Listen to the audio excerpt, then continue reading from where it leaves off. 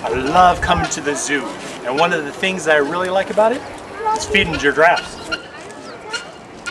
And the penguins. I love the penguins, and so do the Japanese. You know why?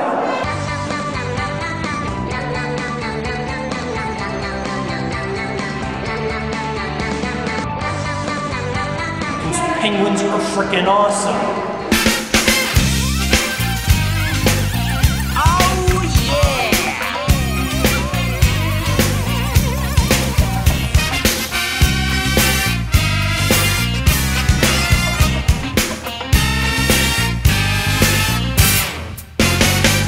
Now, some of the earliest games to come out for the Famicom were Penguin games, and one of the earliest was this.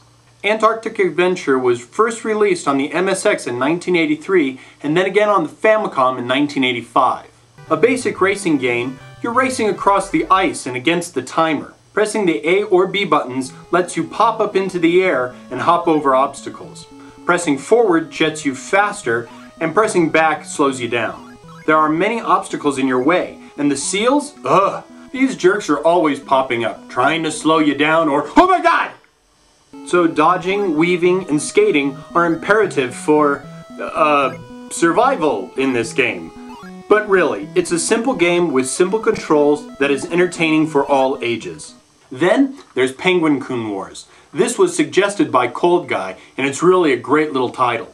Now this one was brought over to the US on the Game Boy, but it never saw much of a console release other than super old systems.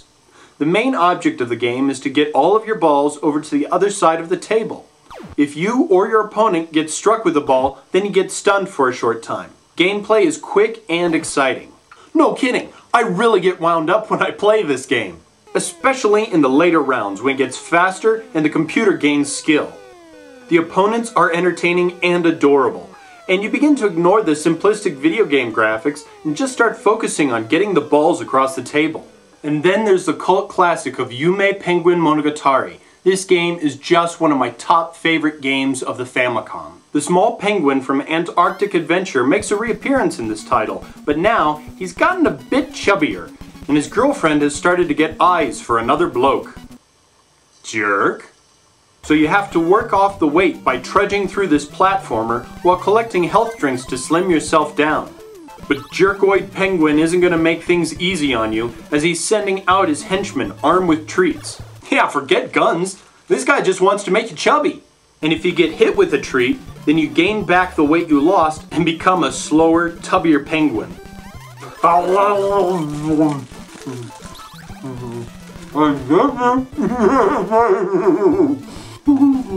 You're trying to get the highest on the fitness meter that you can.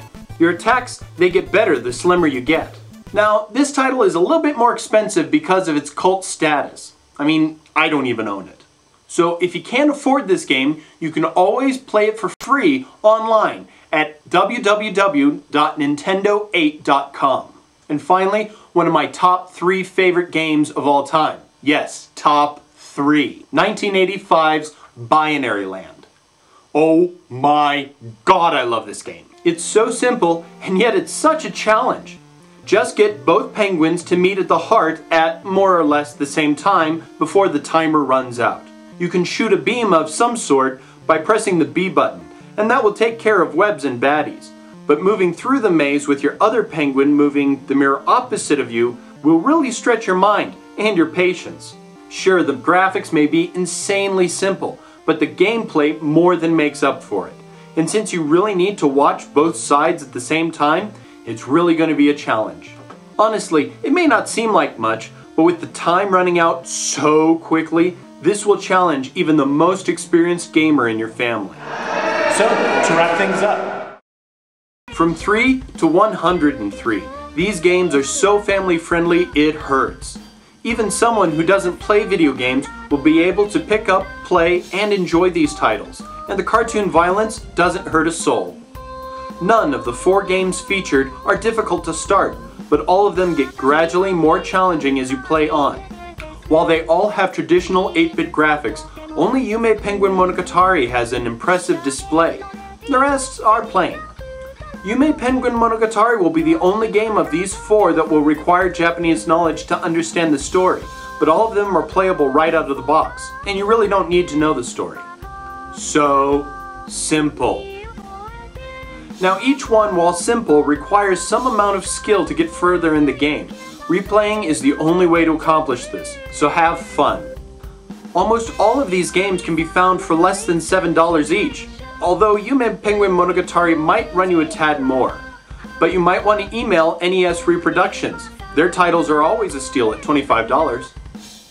Being easy to find and play, I really encourage you to put down BlazBlue for just a moment and pick up some old-time Penguin 8-bit games and have fun with them. So thanks for watching, and be sure to leave written or video comments about what you thought of this episode or about other games you might like to see me play in the future.